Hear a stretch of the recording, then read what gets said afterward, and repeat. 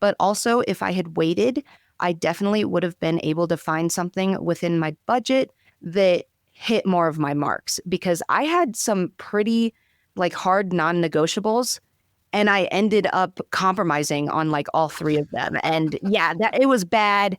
I was signing papers from Korea with 2 brain cells. Welcome to the Military Money Manual Podcast, where every episode is all about achieving financial independence in the military faster than before. We believe personal finance shouldn't be boring or intimidating. Building wealth can be simple, and financial freedom is the ultimate financial goal. Now, here's your hosts, Spencer and Jamie. Today on the podcast, we're joined by Lanae. Lanae is a force support officer stationed in Colorado. She earned her commission through the ROTC program at Ohio University, not to be confused with the Ohio State University. She received her Bachelor of Science degree in Communication Studies in 2022, recently became a homeowner, which has celebrated 1 year of owning her first home, and she's debt-free except for her mortgage at 23 years old, and loves to read, travel, be outdoors, and is passionate about personal finance education for women. Today, we talk about lots of stuff, mostly around personal finance, but also on some self-improvement. And we're super excited to have Lanae on the podcast. You can find her on social media, mostly Instagram, Lanae's Life One. That's Lanae's Life One, and we'll have the link in the show notes. You commissioned recently. You just joined the Air Force. Yeah. You're contributing to your TSP. Did you contribute to your TSP before you started receiving the match? So I started right away contributing to my TSP. When I was a cadet at Ohio University, my commander, Lieutenant Colonel Enriquez, he really stressed about how important it was to just automatically start it. Right when you get your first paycheck, start contributing, because he would explain how, you're not going to miss the money as much if you never noticed that it was gone in the first place. So I actually set it up right away. So it came out of, my first couple paychecks. And initially, I did not put very much in. I remember talking to some of my other second lieutenant friends. They were doing maybe 5%, the minimum to get a match. And then for me at the time, because my first year in active duty, I bought a car. I bought a 2015 Honda CR-V. And when I was paying off my car, which I did insanely fast, I was going all in towards paying off my car, I was not contributing very much to the TSP. I think I was contributing I had it at 8% for the longest time into the Roth TSP. And it was just going into the life cycle fund. It was very basic, and I didn't know a ton about it. And then the moment I paid off my car is when I started to go more aggressively at it. And now, post 2 years on active duty, I have 18% of my base pay going into the Roth. And then in 2024, I looked at it recently, I got a 15.29% rate of return. And my current mix is 75% in the L fund and 25% in the C fund. So Nice. Again, Nice. Wasn't always like that though. That just kind of happened recently. That's awesome, though. I mean, building that habit early, getting started early, it was really helpful that you had a ROTC commander there that kind of pushed you to do that and get that started. Yeah, Yes, even starting with a little bit, just 8%, 5%, just starting those habits like he taught you is really good. And a lot of people never start with anything. So that's why we love that it automatically enrolls people at 5% now, automatically enrolls them in the most applicable life cycle fund so that those habits are started. Now that you have that foundation, then when the situation was right, you were able to increase it. Are you also doing IRA or Roth IRA these days, or is TSP your main retirement mechanism? I do have 2 other investment accounts open right now. So the TSP is definitely my main one, just because it's so easy and it's automatic, and I just went into my pay and just set everything up. And so that is definitely the one that's growing the quickest.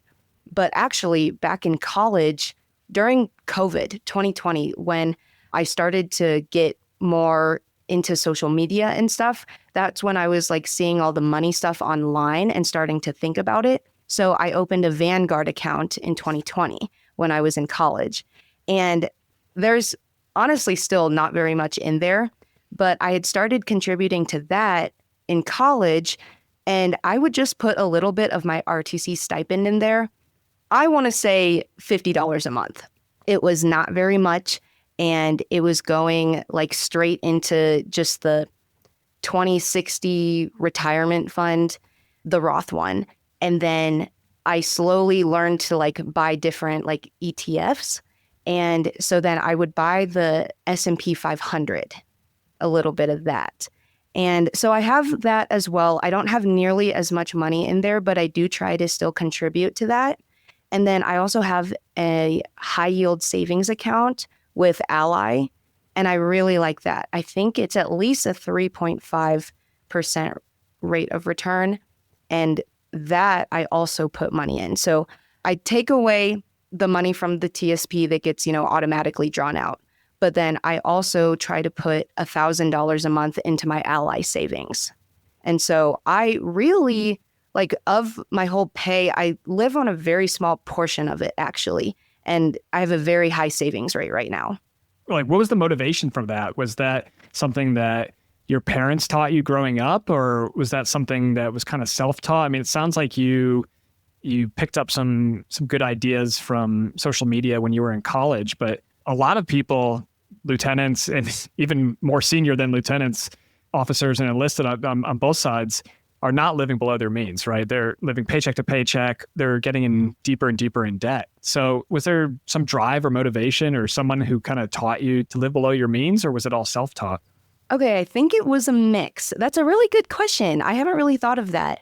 So my dad, he owns his own business. So he builds. He was a construction worker. He's retiring soon, but he built houses for years and he had his own construction company, and he had to like meticulously manage everything because he was the owner. And so I kind of saw how he was with our family finances. And then my mom they worked very close together. So my dad worked, and then my mom actually stayed at home with us, and she actually homeschooled us. I got to be around my parents a lot more than maybe other kids would that just went to a public school. And so I got to see how they handled money. And my mom is pretty frugal, I would say. My dad has a new truck every couple years, but my mom is like, we would be checking coupons. I would always get a haircut at Great Clips with, I'm not kidding, like a $5 coupon. That's where I would go to get my haircut growing up. And we would always look for discounts. She was always on top of that, and like Black Friday deals and stuff like that, which nowadays I don't think that those are that great. But growing up, we liked to look through the coupons and everything. And then I think we lived like pretty modestly. Of the people that I grew up around, I don't think that we were like splurging the same way they were. Like, we didn't do bi-yearly vacations to anywhere fancy. When we would do a vacation as a family, because I'm from the Midwest, my family would pick somewhere like not that you would think for a vacation spot. Like, I think we did Kansas City one year. My aunt lives in Iowa City, so that would be a vacation a lot. We didn't really go on vacations. We didn't really travel, but I still had everything I needed. Like, I was never without, there was never any lack, but we also didn't splurge. And so that kind of built that mindset for me to just be conscious of my money. And then also, because I was homeschooled, my mom would like teach us a little bit about money as part of our schooling. And so she would give us like an allowance and stuff and teach us how to manage the money. And then we went to church, and so we would also give money to the church. I also started working like right when I was 15. But yeah, my parents definitely did have a big impact in, I think, how I see it. However, I only became more motivated to like manage it myself and start like teaching myself more about finance in college. And it wasn't from a single college class or anything. It was from social media. I started seeing stuff about investing and the FIRE movement and all of that. I learned about that from social media, not from anyone in my life. And so you were able to graduate debt-free, which is awesome. I want to hear a little bit about that and how now all those lessons that you've learned and the great foundation from your parents has turned into how you reach out to other people via your social media, or what you share with a new lieutenant in your unit or someone that you meet at a convention. How are you encouraging others to follow the same kind of money principles that you're now implementing each month? Yeah, no, I love talking about it with my friends. So I think that money can be a hard topic, especially for women, but I try to bring it up with my close friends. And I love to post different ideas or conversations or things about money. Or if I see an interesting link to an article, I love to share it. Like the other day, I found a link to an article about two dual mill Air Force captains, and they have over like $500,000 saved and they're debt free. And it was a really cool article, and I shared it with several of my friends, and I even sent it to some of my public affairs friends. And yeah, I just try to have like open conversations with it because it is hard for women sometimes to talk about it because they just don't know a lot about it. Why do you think it's such a hard topic for women? Because this isn't the first time we've heard this, right? And as two guys hosting a podcast talking about money, like, is there anything that we could be doing to making it more accessible or making it more approachable or just making it more available to, because like the military is, I think, 25, 30%, or maybe that's probably the Air Force where it gets that high of the population. When we're talking about the military money manual, like we want all enlisted, all officers, all military spouses. It doesn't matter what your background is, who you are, but if you've signed up and you're serving in the military, we want you to get this information and to grow your wealth while you're in the military service. So is there anything that, that we could be doing or resources we could be pointing people to so they don't have to just listen to two guys, blabber on about the TSP? Or is there something else that we could be doing? Or is there something that you like to do that really gets the message across? Well, personally, as a female lieutenant, I love listening to you guys blab about the TSP and stuff like that. And I don't think that you portray it in a confusing way. I think that that's a little bit of the issue sometimes. I feel like girls just get, the term mansplaining? No, never heard that. No. Yes. Never had that problem before.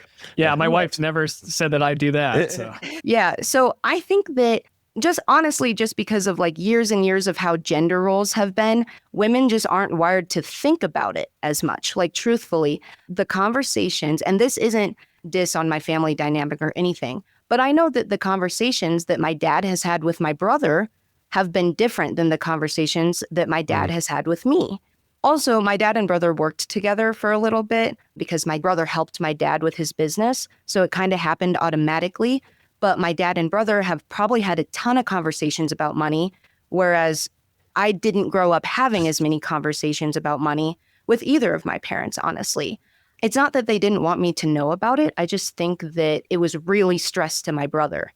And I just think that that's just because of how like gender roles have been in the past. But I think that with the power of social media and podcasts and everything, the information is all there. And now I'm just trying to encourage more women to go seek it out because It takes two.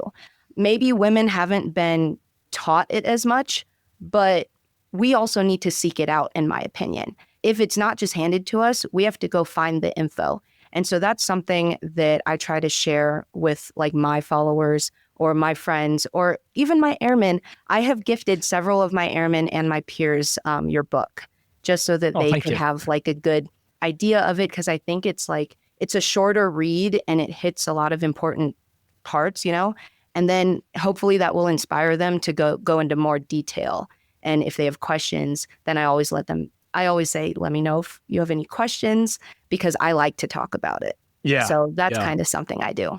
I think that's what you said about family dynamics, where a lot of times like the daughters just aren't taught or it's not emphasized as much, even if they're not discouraged from dealing with money. They just don't have the same conversations that their brothers get from the same parents. That is a very common thing. You see that. I took a class in financial therapy at Kansas State University, and that's one of the most common findings of researchers is that even families where money is not a taboo subject, where many families in America just don't talk about money, but even in families that talk about money, the messages that the daughters receive or the women in the family receive is different than the messages that the men in the family receive. So just to say that your experience is not a unique one, and there's many other American families that have a similar dynamic. And to people who are listening to this, and if you're a parent, this is your chance to break the cycle, like have conversations with both your daughters and your sons and make sure that you're sending the same messages, because we're in a world now where women can't afford to ignore it anymore. You can't expect to just have a man take over the finances at 22 years old when you're, married off to them. That's just, and it hasn't worked that way for 50 or 60 years, but our culture is very slow to catch up on the new dynamic. And especially in the military where, you have, women enlisting and female officers coming in, and they're making the same exact paycheck that the men are. The military is one of the most egalitarian, flat organizations in the world. Like being a civilian now and being on the outside and seeing that, you can be paid, you can have the same job title, be in the same company, in the same position, and someone's paid less than the other person with the same experience and the same number of years. It just blows my mind coming from the military, because it's like, well, no, you just pay the same because you all do the same job. So I guess to wrap up my rant, I think it's great that you're getting the message out. And I think you said something very important there too, that like all the concepts are the same, right? You read Dave Ramsey, you read my book, you read anything else, Rich Dad, Poor Dad, right? Any of these personal finance books, it almost doesn't matter. Just pick one up, read it, and be like, oh, okay, I get it. I got a personal finance club says, live below your means and invest early and often. And that's it's just basically, if you can sum it up in 2 rules, you can build wealth. But sometimes it helps when the person who's, even though they're saying the same thing that Dave Ramsey is saying, if they look like you, or they are the same gender as you, or they come from the same background as you, I think that's helpful. So I think it's important to, even if we're all saying kind of the same, we're sending the same message, it does matter who's sending the message. Yeah, no, I agree with that.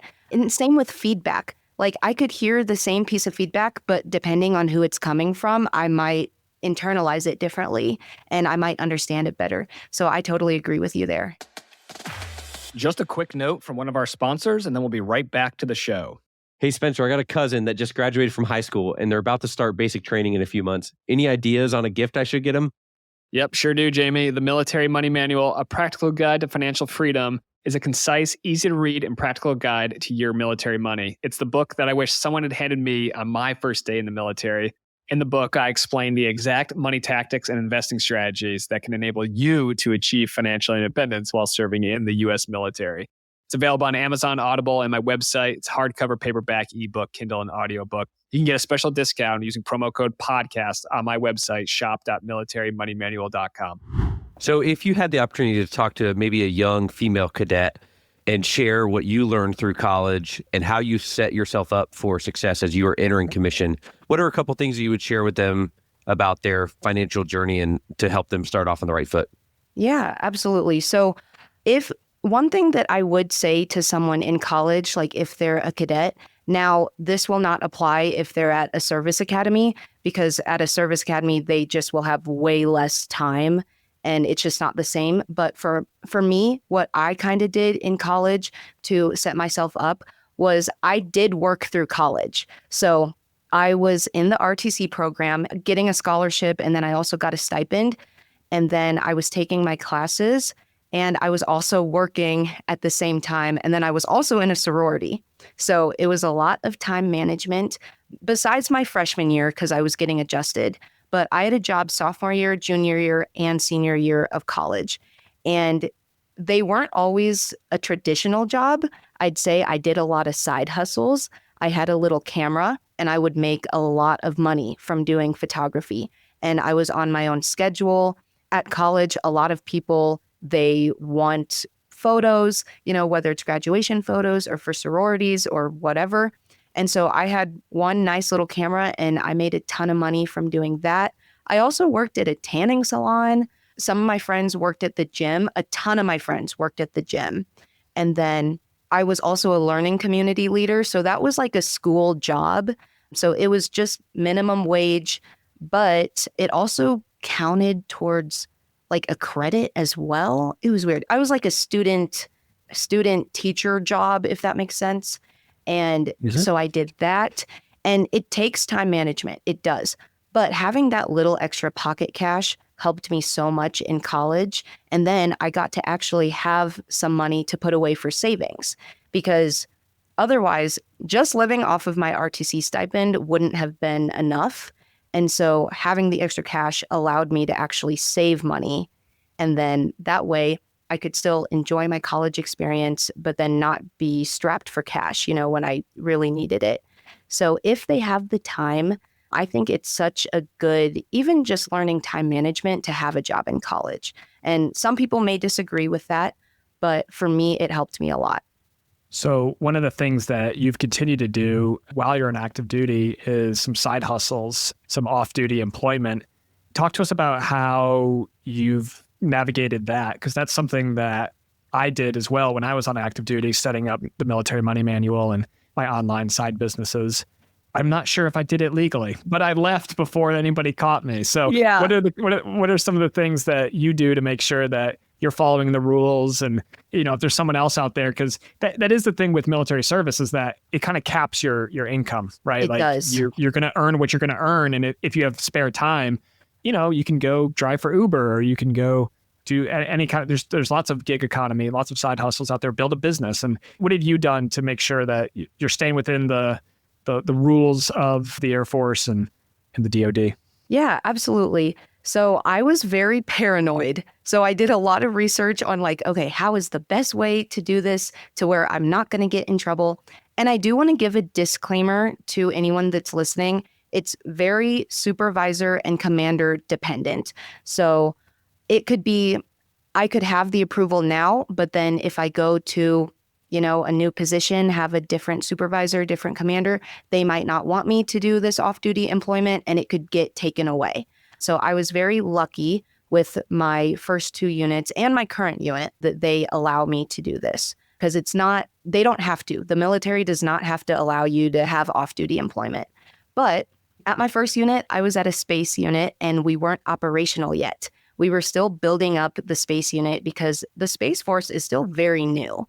And so since it wasn't operational, I had a very set schedule, just Monday through Friday. I often, honestly, got out by 3:45, and I had a lot of my evening free and every weekend free. So I paid $15,000 for a used Honda CR-V, and I wanted to pay it off in a year. So I talked to my supervisor, and I said, while I'm paying off my car, if I go through the approvals and it doesn't interfere with my work, would it be okay if I worked at our gym, our local gym? So I was requesting to work at Lifetime. And so really nice gym. And then you also got a free membership if you worked there. So that was also a reason I wanted to work there as well. And so he approved it, and he showed me how to the form is the DAF 3902, the application and approval for off-duty employment. And he showed me how to fill it out, and we signed it. It went through JAG. It went up to my commander. So everyone knew that I was working at Lifetime, and I had to specifically only work on weekends or evenings after work. So it can't interfere with anything during your day-to-day. So I did that for the year that I was paying off my car, and that was my first off-duty employment form that I got approved. And then this past year, I got another one approved, and this one was for social media specifically. And this is a very gray area. I have done it correctly to the best of my ability, talked to my supervisor and my commander, and I also have friends in public affairs, so I've talked to them as well. But honestly, the military social media space is still relatively new. There's still a ton of gray. But what I did was, I'm going to read it to you guys so that people can know what I did. But when I filled it out, I requested off-duty employment for social media marketing and mentoring. And I did the same hours, that it would have to be Monday through Friday after work release or weekends when I wasn't working. How I worded it was, I asked to be able to do social media marketing in my free time after work or on weekends, because I was getting an influx of people wanting advice or mentorship in regards to life, fitness, career. and I was having military friendly or veteran owned brands reach out to me to try to like promote their product or something. And it was often a product that would benefit military members. And so I actually wanted to be able to take the collab and do it legally. So something that I had to put as a disclaimer was that any promotions and mentoring will not be done in uniform, will not be DoD endorsed, and would be of my own personal opinion and would include the disclaimer. So basically, if I was going to do a collab, I would just have to not be in uniform at all. And then I'd have to put the disclaimer on the video or in the caption or something like that. And pretty much that covered me.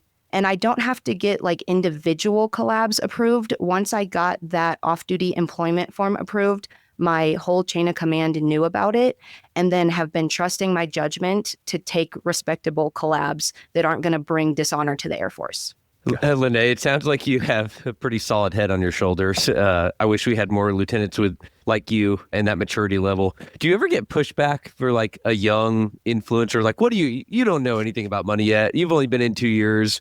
And if so, how do you respond to that? So I do get a lot of pushback, but it's not normally from people my age. It's normally from people like older than me that don't like to see military members on social media, period. Who are probably broke, by the way, too. Yeah. Nothing better to do with their time. They have a lot of time to be writing nasty comments or doing whatever. So I do get pushback, but I think that a lot of my peers appreciate it. I know a lot of my like airmen and cadets come up to me all the time. Like I run into cadets, even when I'm on TDY or just visiting random places, I'll run into cadets in Target and they'll come up to me and they'll recognize me and they'll like something that I showed them or that I taught them. And so I try to just block out the other comments. But something I will say is that I do take the feedback in a way.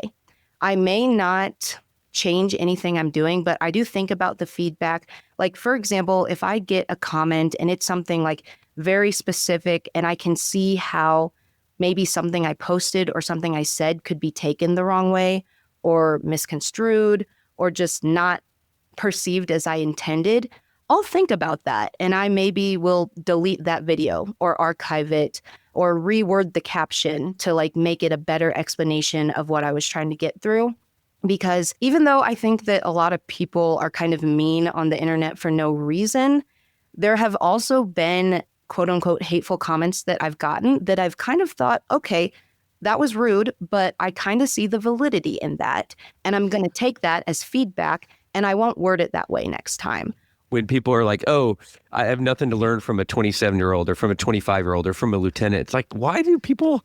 I'm in my late 30s now, but I still feel like I have a lot to contribute to people who are often older than me or have been in the military longer than me. So I just hate when we put people in a bucket of like, I don't care about you because you're X, your rank or your age. That's a much more mature response than I have, Lanae. I just delete their comments and block them. So I do block a lot. Yes. Yeah. I block a lot. Like sometimes I don't have the energy and sometimes it's nothing constructive. And if it's not constructive in any way, and it's like a anonymous private account, they're getting blocked. I agree. Yeah. Block first and ask questions later. So yeah. But good on you for trying to see the good, even amongst the haters, but some good stuff. Just a quick note from one of our sponsors, and we'll be right back to the show. Hey, Spencer, I've heard about this free Amex Platinum card for military service members. Where can I go to learn more about this? Great question, Jamie. I've got the Ultimate Military Credit Cards course at militarymoneymanual.com/UMC3. It's a 100% free email-based course, and I explain exactly how to verify your eligibility for credit card annual fee waivers with the Military Lending Act, or MLA, and the Service Members Civil Relief Act, or SCRA. The Ultimate Military Credit Cards course is a beginner's guide to travel hacking and opening up your first annual fee-waived credit card while you or your spouse serves in the U.S. military. There's no spam, no fluff, and the only emails you'll get from me are related to military credit cards. You can unsubscribe at any time, and there's zero cost to you to sign up. You can sign up right now for free at militarymoneymanual.com/UMC3. Again, militarymoneymanual.com/uniform Mike Charlie 3. And now back to the show. So one of the other things you do that sets a good example out there is you recently have posted about your house hacking journey and buying a condo as a lieutenant. Can you walk us through your purchase, what kind of home you did, what kind of loan you used, and what you've learned from it? So I rented my first 2 years out here in Colorado because it was the easiest thing to do. And when I was assigned to my space unit, I was traveling all the time. I was TDY a lot. I just wanted to rent. But my NCOs were telling me, how great of an investment a home is. And then I was seeing my other LT friends down at Carson. A lot of my Army friends were buying houses at that time. And so I kind of really started to think about it. And I got very lucky with where I was stationed. Colorado is awesome. And it's somewhere where I could see myself coming back in the future eventually. And so I weighed out the pros and cons, and I decided that I wanted to buy. So the first thing I did was I looked in different military Facebook groups for realtor recommendations. And then once I found one, it happened pretty quick. I remember it was around this time last year. I kind of had rose-colored glasses on. My parents are still in the Midwest, so I was kind of doing this by myself. And I made a lot of typical first home buyer mistakes. I will say that. I just kind of rushed into it. And one of the first condos that I visited that I liked, I ended up putting an offer in. And this was in my first day of seeing houses.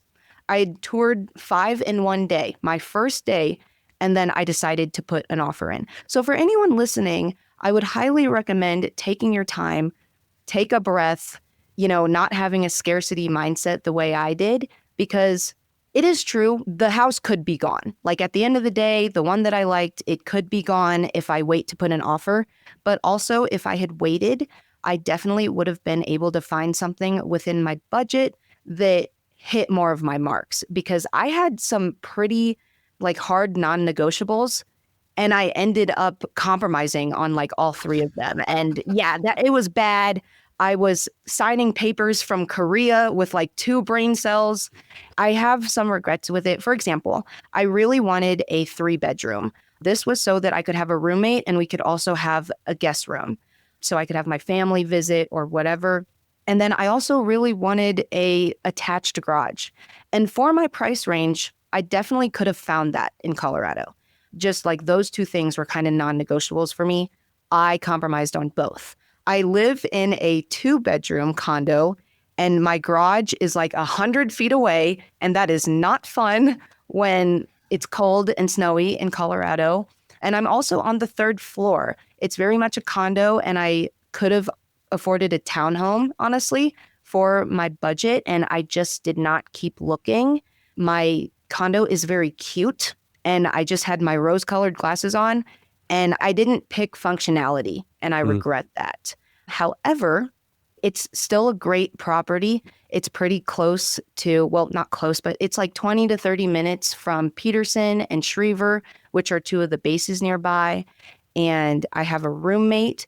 And because I have the roommate, my mortgage is actually well below my BAH. I actually pocket about $600 a month because she pays me, just to go in numbers, I got my condo for $319. So that's what I got it for. And then my mortgage, after I factor in utilities, HOA, and all of that, it's about $2,500 a month total. But because first lieutenant BAH in Colorado is $2,200, after my roommate, I charge her $1,000 a month. After my roommate pays me, and we honestly, everyone does it differently. She just pays me directly. She Venmos me once a month. And that's how we do it. And we've built a mutual trust. So I'm completely fine with that. But I pay about $1,500 a month for my mortgage because she covers a good portion of that. And then we split utilities. If something breaks, sometimes we split that depending what it is or who broke it. We have a good system right now. So yeah, that's a great example of house hacking, and you've got a good situation going there, and potentially you could raise the rent when you move out and get another person in there. And have them cover your mortgage. But did you use the VA loan to purchase it? I did. I used the VA loan. I got a 5.9 interest rate, pretty high in my opinion, but I do plan to refinance it once interest rates go down. I'm curious if you heard our episode a while ago where we said you should basically never buy a house on active duty. And we had some caveats in there. And if so, like, what's your reaction now, having been on this side of your experience where it's working okay for you so far and you're covering the bills and you have house hacking success? Do you think someone else moving into Colorado area should do that? Or are there too many gotchas where it's like, it worked for me, but I don't know? I think I got lucky. I think there's a lot of things that can go wrong. And I think that it's so tough because it definitely depends on people's personal goals, how much risk they're willing to take and how much time they have to put into the property as well. And if they're able to house hack it and have a roommate, or if they're planning on just buying it for themselves and living there by themselves, there's so many factors that go into it. And I do have regrets with my place. I do think I've listened to that episode. And I don't disagree with your statement. Like, I think that renting can definitely be the way to go. But then I also hear about a lot of success stories with buying. And it's totally depends too on how the economy is. And did you get a good deal on it? Or did you get a terrible deal and you hate the house now and now it's a headache and everything's breaking? And, then that doesn't ever feel worth it. I think that I got lucky. And even now, I don't know if I plan to hold on to it forever. It's hard, honestly, even though I got a condo, which is the lowest maintenance possible because the HOA takes care of a lot of things. I don't really have a yard or anything like that. My door handle fell off the other day. And I had to call my dad and try to have him walk me through, how to tighten it, and because I was going to glue it back on. And he was like, no, don't do that. We can just tighten it. Just little things are annoying. And if I was renting, the landlord would come fix that. And there are a lot of hidden fees and hidden costs. Even though I bought the condo for $319, I've spent more money than that. And honestly, I understand the argument between investing the rest of the money that would have gone towards the mortgage, because before I was living here, I was actually paying $900 a month for my rent, which is insane in Colorado. Yeah. So to go from $900 a month in rent to $1,500 in my mortgage, and maybe more than that if I wasn't able to find a roommate, even though I was renting and I didn't have property, I could have invested the rest of that money. So I go back and forth, and I wouldn't necessarily recommend either specifically to a new lieutenant or someone moving out here. I would really recommend for them to just really do their research, really have self-awareness about how they are and how much they can handle and take on risk-wise, because it could be great, it could go bad. And so I would never want to recommend one or the other. Yeah. I have a theory that people who are intentional, do their homework, understand the basics of saving and investing and not overspending, living below your means, things like that, things tend to be lucky for them for some reason. It's almost like some kind of preparation, and knowledge helps with that luck a little bit. Very true. So because of that luck that you've generated, we'll call it, a lot of that came from reading and investing in yourself. And I know you post about that and try to encourage others to invest in themselves. Talk about how meaningful that's been for you and how it's helped you out. Yes. So reading and participating in activities and experiences to better myself has changed my life. I absolutely love motivational, inspiring, growth-focused books and podcasts. And I think that exposing yourself to different thoughts, ideas, perspectives, whether you agree with them or not, it really just expands the mind and your way of thinking. And I feel like I'm the most open-minded that I've ever been in my life because of just all the different perspectives that I listen to. Even within finance, for example, I love Dave Ramsey books. And he's very he doesn't like credit cards, very, not into any debt at all. But then I also like to listen to the Wealthy Way podcast. It's by Ryan.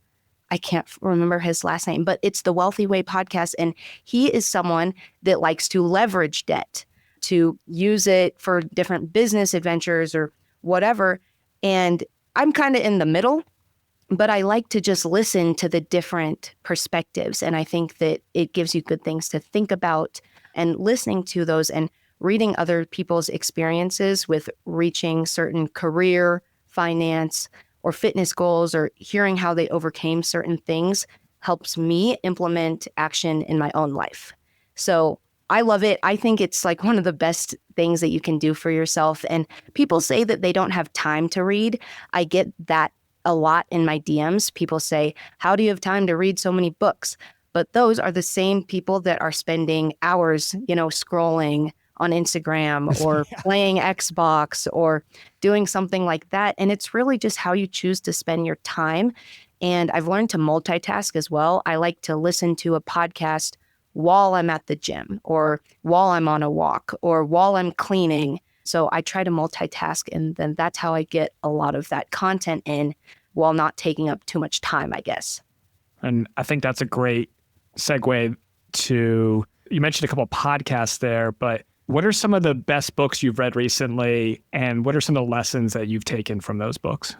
2 that I wrote down. I have 2 of my favorite books. They're not finance books specifically, but I really like Make Your Bed and The Hero Code by Admiral William McRaven. And they're short, relatively easy reads. And I think that they're the type of book that could get someone who's not initially into reading because it's so engaging. Make Your Bed is about little things and habits and mindset shifts that you can implement into your life that make huge positive differences. And then Hero Code is just a super inspiring book that tells stories of people that have just had insane integrity and bravery and rising to the occasion, and just different traits that they have. And when you're doing that, it flows into other areas of your life, right? I read those types of books. I also read the finance books. I've read most of the popular ones, I would say, like Rich Dad, Poor Dad, Psychology of Money. All of those I've read. I love them. I have them on my shelf, and I sometimes highlight things. I take notes. I think that reading is just the best. And I'm a little bit of a nerd. I grew up homeschooled, but yeah. No, you're not going to find any disagreement here. Jamie and I are both avid readers. And when I think about people that I look up to and people that I want to emulate and people that I think of as successful, one of the most common themes amongst all of them is that they're readers. It's very rare to find someone that we would consider a hero, or that we would consider someone that we want to emulate, and they say, "Oh, I don't read very much." That's not very common. Yeah, I think about the time in my life when I was least healthy, the lowest amount of motivation, the lowest job satisfaction, the lowest energy, probably not the greatest parent in the world because of all those factors. I wasn't getting sleep. I wasn't reading. And I don't know if it was reading that turned it around, but I think it definitely played a large part in it. And I look at people that seem to not have a drive for self-improvement, learning new skills, doing better. I have family visiting, and I'm teaching them how to play the ukulele right now. And it's just telling my nieces about how learning a new skill rewires their brain and connects new connections. There are adults in the military that don't understand that doing hard things is good for you. Learning new skills is good for you. So keep it up and keep encouraging all the listeners and all of your followers that reading is powerful, learning new skills, and things you may not agree with is still really, really powerful. Yes, thank you so much. Thanks so much for tuning in to this episode of the Military Money Manual podcast. If you're enjoying the show, please feel free to rate, subscribe, and leave a review wherever you listen to your podcasts. This helps others find the show, and we really appreciate it. Thanks again for tuning in, and we'll catch you in the next episode. The views and opinions presented here are those of the speakers and do not necessarily represent the views of the DoD or its components. Reference to any commercial products or services does not constitute DoD endorsement of those products or services.